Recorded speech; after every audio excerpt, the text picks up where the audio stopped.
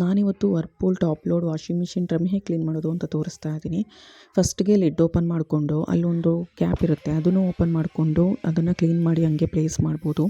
ಮತ್ತು ಟ್ಯಾಪಿಂದ ಡ್ರಮ್ಗೆ ವಾಟರ್ ಬರುತ್ತಲ್ವ ಹಿಂದೆಗಡೆ, ಅಲ್ಲಿ ತೊಗೊಂಡು ಅದನ್ನು ಓಪನ್ ಮಾಡಿಕೊಂಡು ಅಲ್ಲಿ ಕ್ಲೀನ್ ಮಾಡಿಕೊಂಡ್ರೆ ಸ್ವಲ್ಪ ಫಾಸ್ಟ್ ಆಗುತ್ತೆ. ನೀರು ಏನಾದರೂ ಸ್ಲೋ ಆಗಿ ಬರ್ತಿದೆ ಅಂತ ಅಂದರೆ, ನಾನು ಆಲ್ರೆಡಿ 1 ವೀಕ್ ಮುಂಚೆ ಮಾಡಿದ್ದೆ, ಸೊ ಅದನ್ನು ತೋರಿಸ್ತಾ ಇಲ್ಲ ನಿಮಗೆ ಓಪನ್ ಮಾಡಿ. ನಾನಿಲ್ಲಿ ಕ್ರಿಸ್ಟಲ್ ಡಿಸ್ಕೇಲರ್ ಅನ್ನೋದು ವಾಷಿಂಗ್ ಮಿಷಿನ್ ಡ್ರಮ್ ಕ್ಲೀನರ್ ಪೌಡರ್ನ ಯೂಸ್ ಮಾಡ್ತಾ ಇದ್ದೀನಿ. ಅದು ಪ್ಯಾಕೆಟ್ ಓಪನ್ ಮಾಡಿಕೊಂಡು 100 ಗ್ರಾಮ್ ಫುಲ್ಲು ನಾನು ಹಾಗೆ ಹಾಕಿಬಿಟ್ಟೆ. ಅದು ಡ್ರಮ್ಗೆ ಹಾಕಬೇಕು, ನಾವು ಲಿಕ್ವಿಡ್ ಹಾಕ್ತೀವಲ್ಲ ಅಲ್ಲೇನು ಹಾಕಬೇಕಾಗಿಲ್ಲ. ಡೈರೆಕ್ಟ್ ಡ್ರಮ್ಗೆ ಹಾಕೋದ್ರಿಂದ ನೀಟಾಗಿ ಕ್ಲೀನ್ ಆಗುತ್ತೆ, ಎಲ್ಲ ಸೊಂದಿಗೆಲ್ಲ ಹೋಗಿ. ಅದಾದಮೇಲೆ ನಾನು ಟ್ಯಾಪ್ ಮತ್ತು ಸ್ವಿಚ್ ಎಲ್ಲ ಆನ್ ಮಾಡಿಕೊಂಡು ವಾಷಿಂಗ್ ಮಿಷಿನ್ ಪವರ್ ಆನ್ ಮಾಡಿಕೊಂಡೆ. ನಾರ್ಮಲಿ ನಾವು ಡೈಲಿ ವೇರ್ ಬಟ್ಟೆ ಹೇಗೆ ಒಗಿತೀವೋ ಹಂಗೆ ಪ್ರೋಗ್ರಾಮ್ 1ಗೆ ಸೆಟ್ ಮಾಡಿಕೊಂಡು, ಮತ್ತು ನಿಮ್ಮದ್ರಲ್ಲಿ ಏನಾದರೂ ಹಾಟ್ ವಾಟರ್ ಆಪ್ಷನ್ ಇತ್ತು ಅಂದರೆ ನೀವು ಅದನ್ನು ಹಾಕ್ಕೋಬೋದು. ಇಲ್ದಿರೋರು ಸ್ಕಿಪ್ ಮಾಡಿ. ನನ್ನ ಹತ್ರ ಇತ್ತು, ಸೊ ನಾನು ಹಾಟ್ ವಾಟರ್ ಹಾಕ್ಕೊಂಡೆ. ಅದು ಹಾಕೋದ್ರಿಂದ ಏನಾದರೂ ಜಿಡ್ಡು ಏನಾದರೂ ಇದ್ದರೆ ಇನ್ನು ಸ್ವಲ್ಪ ನೀಟಾಗಿ ಹೋಗುತ್ತೆ ಅಂತ ಅಷ್ಟೇ, ಇಲ್ಲಾಂದರೂ ಹೋಗುತ್ತೆ. ಮತ್ತು ಇದು ಸೇಮ್ ಬಟ್ಟೆ ಒಗೆಯೋ ಥರನೇ ಸೋಕು, ವಾಶು, ರಿನ್ಸ್, ಡ್ರೈ ಎಲ್ಲ ತೊಗೊಳುತ್ತೆ.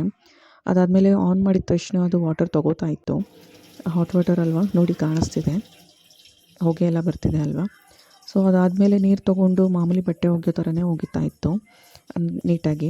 ಅದಾದಮೇಲೆ ಸೋಕಾಯಿತು ಸ್ವಲ್ಪ ಹೊತ್ತು, ಮತ್ತು ಬಟ್ಟೆ ವಾಶ್ ಆಯಿತು. ಆಮೇಲೆ ಎಲ್ಲ ರಿನ್ಸಾಗಿ ಮತ್ತು ಹೊಸ ನೀರು 2 ಸತಿ ಹೊಸ ನೀರು ತೊಗೊಂಡು ಬಟ್ಟೆ ಜಾಲ್ಸಿ ಒಗೆಯೋಕ್ಕೆ ತೊಗೊಳುತ್ತೋ ಅದಕ್ಕೆ ತೊಗೊಂಡು ನೀಟಾಗಿ ಕ್ಲೀನ್ ಮಾಡ್ತು. ಎಲ್ಲ ಆದಮೇಲೆ ನೋಡಿದೆ, ಓಪನ್ ಮಾಡಿ ನೋಡಿದ್ರೆ ನೀಟಾಗಿ ಅನಿಸ್ತು, ಚೆನ್ನಾಗಿ ಅನಿಸ್ತು. ನೀಟಾಗಿ ಕೊಳೆ ಹೋಗಿದೆ, ಹೊಸ ಡ್ರಮ್ ಥರ, ಹೊಸ ವಾಷಿಂಗ್ ಮಿಷಿನ್ ಥರ ಆಗಿದೆ. ಖುಷಿ ಆಯಿತು. ಬೇಕಾದ್ರೆ ಟ್ರೈ ಮಾಡಿ ನೀವು ಇದೇ ಥರ. ಮತ್ತು ಇದೇ ಪೌಡರ್ ಯೂಸ್ ಮಾಡಬೇಕು ಅಂತ ಏನಿಲ್ಲ, ಯಾವುದಾದ್ರೂ ಯೂಸ್ ಮಾಡ್ಬೋದು.